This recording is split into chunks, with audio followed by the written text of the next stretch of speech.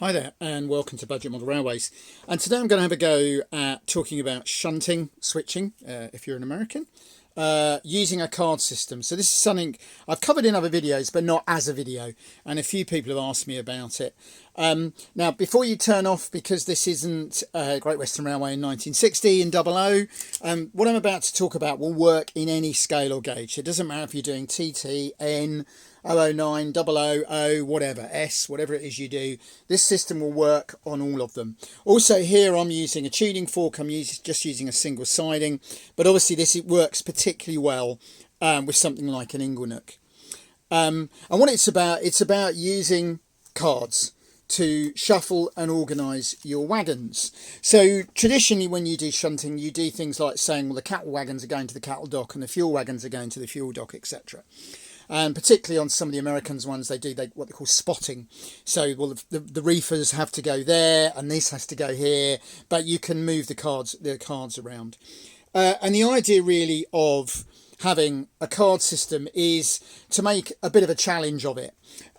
So rather than things necessarily having a set place, what you're doing is shuffling the wagons a bit like you would in real life, because if they're in this order, they might need to be in a different order for the next station further down, or when you get to the main goods yard.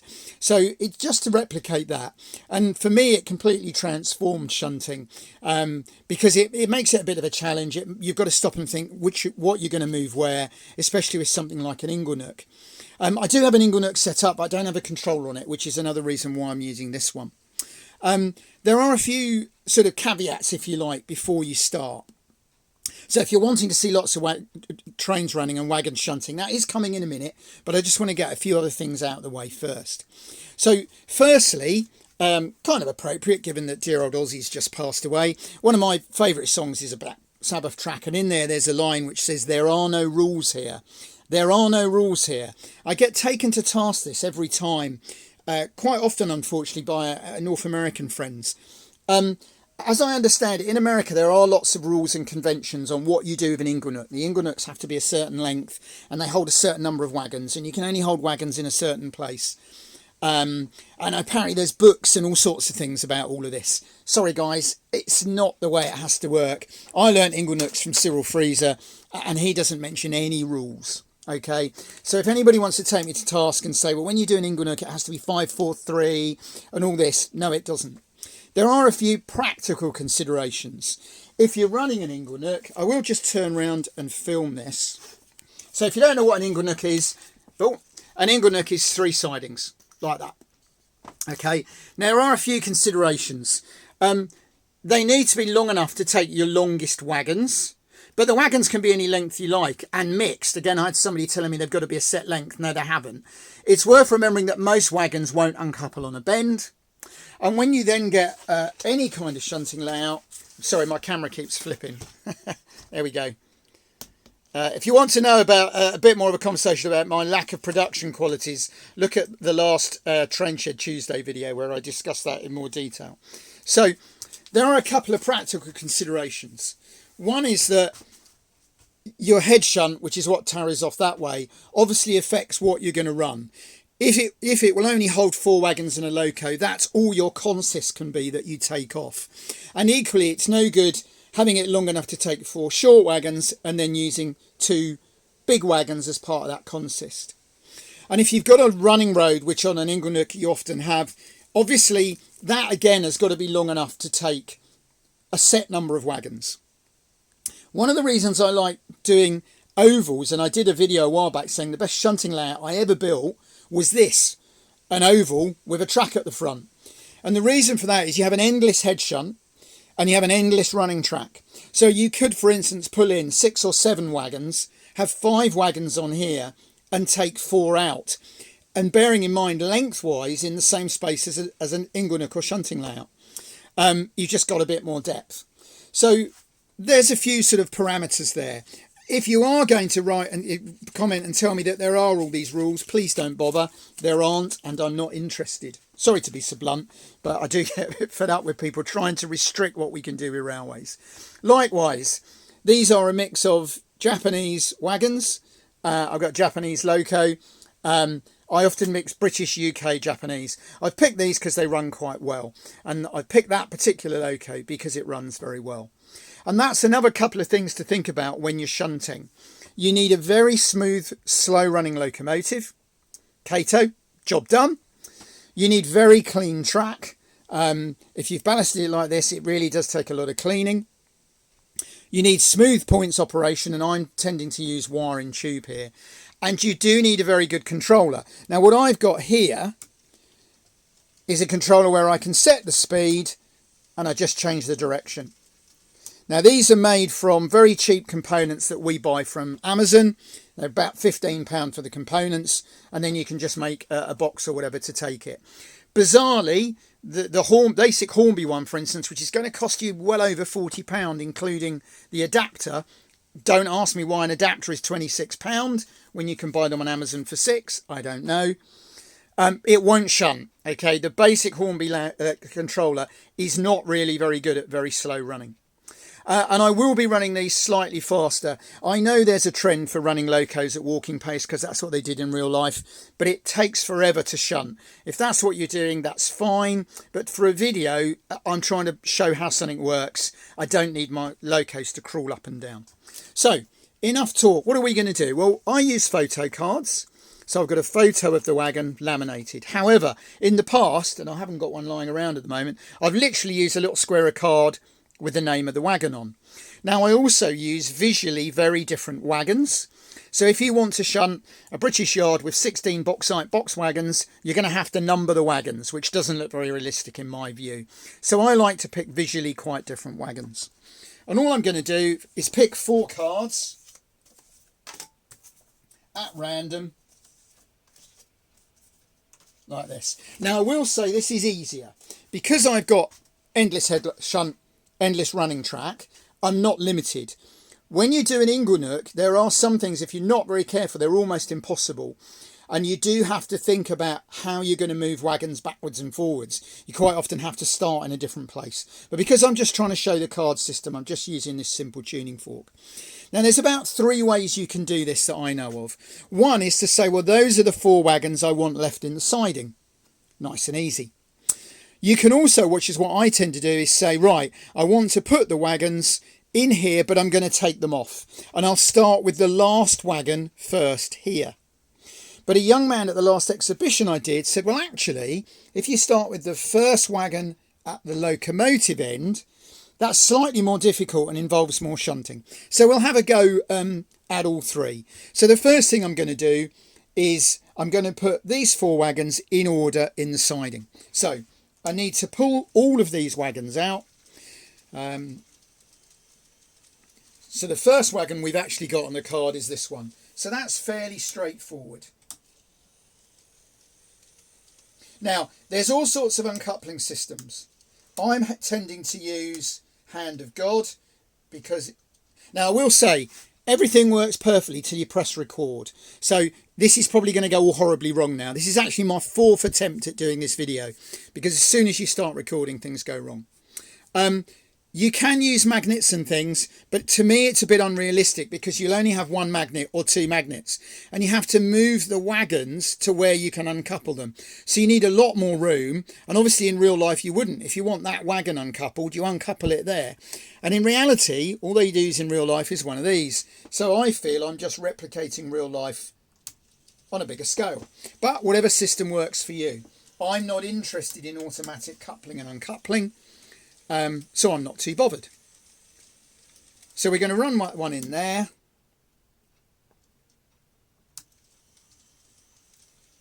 I have got a slight slope on here, unfortunately, and the very free running Kato ones are rolling. It's not the board, it's that piece of track. So that's an interesting issue here. And I want the black one next.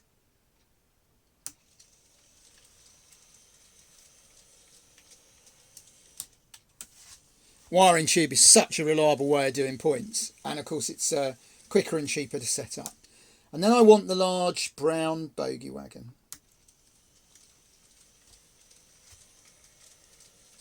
And I want the open. So as it happens, those 2 are in the right order.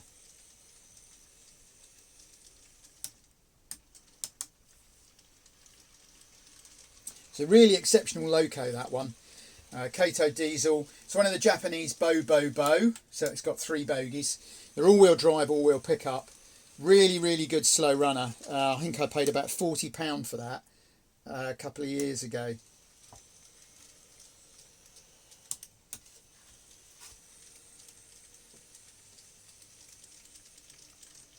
Now, I've now got these where I want them. I can just run the train around and say that's it, that was the job. Oh, not quite coupled. I'm going to just do that. Unfortunately, that coupling swings occasionally. I did say everything go wrong as soon as I record. So you could leave those there and you can run your train round. Now, if you were doing an Inglenook, what you could do is park these in your other siding and then pull these away. And that's your consist gone. Okay, so let's have another quick shuffle.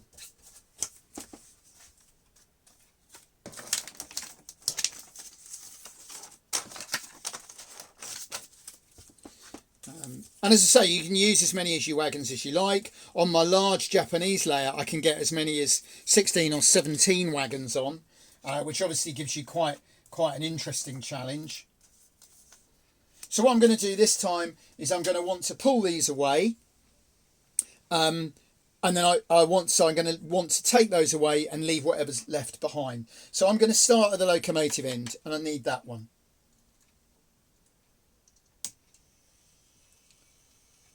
So that's a little bit more. Now there's more than one way of doing this. So when I've done this many years ago, I had quite a lot of people saying, well, you should have done this, you should have done that, it would have been quicker. You know, there's more than one way to skin a cat. Don't know where that expression came from. Just do it whichever way works for you. I'm personally going to put that in there. All my uncoupling hook is an old paintbrush with a bent paper clip on the end. And I painted it bright colours for when I exhibited and let people have a go at shunting. I'm going to put those there. Now, as it happens, the first 2 that I want in the consist are these 2, and then I want the black one.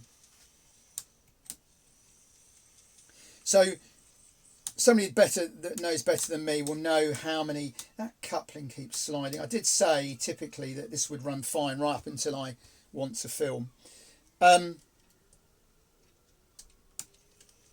what I was saying now. There we go. Right, so what I'm going to do now is pull these out. I think I was saying there's any number of thousands of permutations with a few wagons and a few sidings. And you can change your wagons once you get bored with them, and you can change your loco. It's not everybody's cup of tea, but shunting for me quite transformed what I do with railways. I like watching trains go round, but I also really enjoy watching a locomotive working hard, doing what it would do in real life, which is shunting wagons. Which is why I like these layouts, because I can do both on one layout.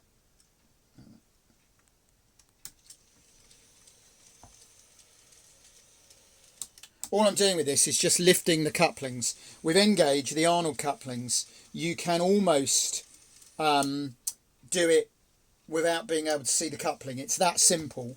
You lift. There's no tension lock as you would have on the 00 couplings. So I want these 4 to pull out. So I'm actually going to do, and this is when your endless head shunt becomes really useful. But I was quite taken with the fact that even a simple siding gives you all this shunting potential. I was really quite shocked actually when I saw a few videos of people doing them and thought, well, how on earth does this work? You know, how can one siding? Now, it won't work if you're just going to say, well, I'm going to spot a few wagons. But if you do the card system like this, then it's quite surprising. It can be quite challenging. The Inglenook is definitely the best way because you're space constrained. So you do need to put a bit more thought into it. But I'm quite happy doing it just like this. and then I'm going to pull those off, and it's going to run round the layout. If you were doing a more traditional shunting sort of end to end, then obviously that would go down and you'd run it back, which is fine. I've done that quite happily on some of the other layouts I've built. But it, you know, again, to keep saying this is why this track plan works, because I can now watch this loco go around for a little while, and then I can come back and I can do some more shunting. So let's do one more. As I say, don't worry if you don't have the ability to print and laminate and so on. A simple bit of card with a rough description of the wagon. So I would write green logs, green tarpaulin, beige hopper, brown bogie. It's relatively simple and it works just as well actually. I merely laminated these because I was going to exhibit the layout and let people have a go. That was great fun, I have to say, and it introduced a number of people. I've had quite a few converts, both at the club and exhibitions, by letting people have a go at shunting. It's worked really very well. We do seem to be a bit obsessed sometimes in the UK watching trains go round, and certainly I guess that's true in a lot of countries when you look at the layouts. You know, I've seen some very big US basement layouts with no shunting potential at all on them, which is great because obviously they're primarily about watching trains go around. But I wouldn't be without shunting, and this can be done in N, which is something many years ago when I started model railways. I started with N and I was struggling because I didn't know about uncoupling and stuff, and all the forums said, oh yeah, you can't shunt using N gauge Arnold couplings, which of course has turned out to be a load of nonsense. So I won't say I wasted 10 years doing 00, but I went off and did 00. Let's put it that way, before seeing the light and coming back to N. I don't have great eyesight. I need glasses for close-up work. I have arthritis, particularly in my right hand. And my view is if I can do it, then anybody can. So when people say, oh no, you can't shunt in N, it's too fiddly. Actually, it's no harder. That coupling's a bit stiff, which is hence the rough handling. It's no harder than doing it in 00. And it's when people say I can't see the detail. My answer sometimes to that is, so what? We're running trains. We're not admiring models. Or we should be. Now, unfortunately, of course, we're not. Too much of the hobby is actually about how wonderful the models are. When you see reviews that say, should you wish to run your locomotive, separate couplings are included, well, that tells you everything you know, that the bulk of the hobby has decided that model locomotives are for collecting, not running. Well, that's easy, guys. Don't put motors and DCC and everything. I mean, let people just buy them as models. They're built to be run. In which case, shunting is one of the best ways of doing it. Rant over. Those of you that know me will know my views. But there you go. That's actually gone relatively well. And so far no derailing or anything, just a few coupling issues.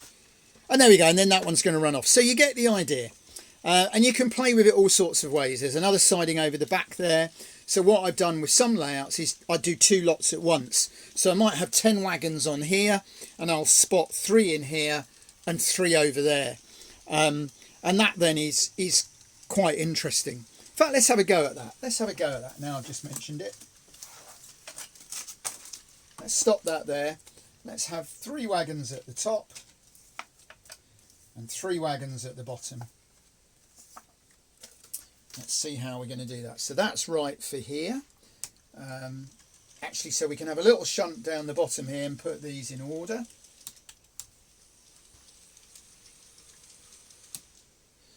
Interesting, that loco's speeding up a bit as it gets a run. Oh, didn't quite couple. Occasionally you get a problem with these. I say bizarrely, this was I've shunted for half an hour warming this up with no issues at all. But as soon as you start filming, then you get issues. It's the Gremlins. If anybody knows their World War II folklore, aircrew. So these are the 3 wagons we're going to put in here.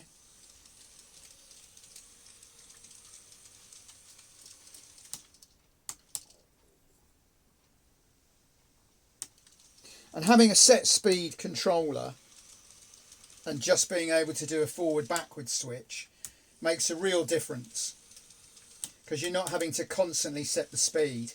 I do have one loco which rather annoyingly, actually I have a couple, run quicker in one direction than another, which is quite interesting because then you do have to alter the speed. Right, and then over the back, so if we're going to get them in order, that's interesting. We need, oh, so actually, yeah. So this is where this is going to make me think a bit more, this one. So yes, so let's use this siding. Oh, this is yeah. You've got to think in reverse actually, because of the order I want them in. I've got to put them in the reverse. So that's quite interesting. To get them in the order over the back, you've got to reverse the order here. Oh, that's a bit of a shame actually on this one, because those 3 are actually in the right order once we've done a little bit of shunting.